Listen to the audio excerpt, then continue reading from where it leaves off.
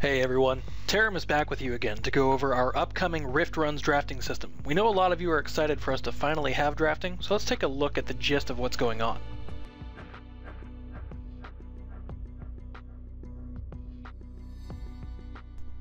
I'm just going to hop straight into a Rift Run for you. Please note that all of the artwork and screens you're seeing here are temporary placeholders.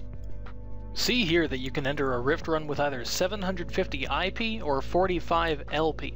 Please note that these prices are not final and are subject to change before it goes live. As soon as I click which one I want to pay with, I go straight into the draft for my commanders.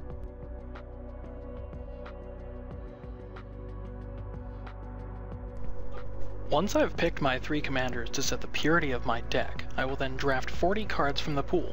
For this purpose of testing, the pool is very rudimentary. It will start with commons, then uncommons, then rares and up. However, once this system is live, it will shift to a more fair and strategic drafting system. Who knows?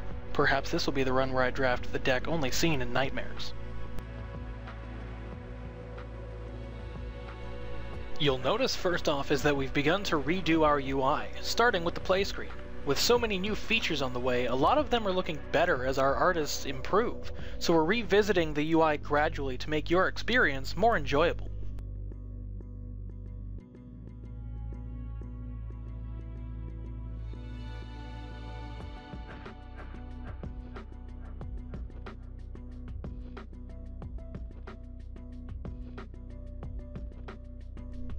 Many of you may be wondering, Taramis, will you have more formats of drafting, such as classic styles like Pod and Sealed?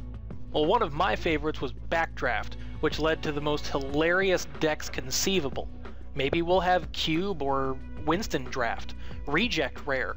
There's so many options and we intend to cover as many as possible. First up will be the classic styles such as Pod Drafting, so we can begin to accommodate tournaments and the competitive nature inherent to drafting.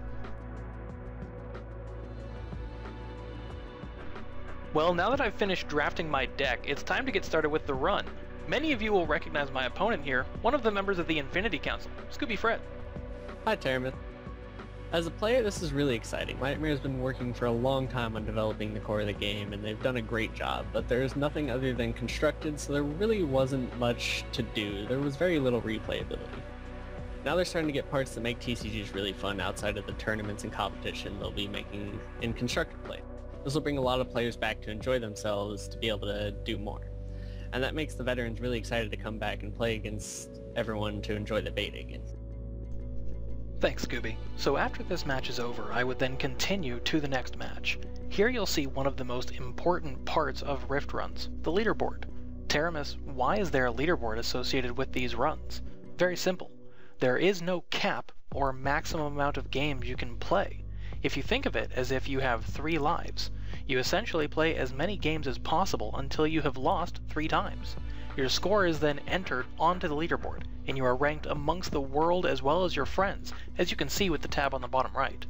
When the leaderboard resets, you'll get prizes depending on your placement, along with the prestige and entertainment of competing with those on your friends list. We're going to skip to the last turn of this match and call it a video. After Rift Runs are out, we'll be able to debut the Academy for all new players to learn from at their own leisure, and by that time we'll be coming up on the Infestation pre-orders. Gotta watch out for them zombies after all. Until next time everyone, we'll see you on the battlefield.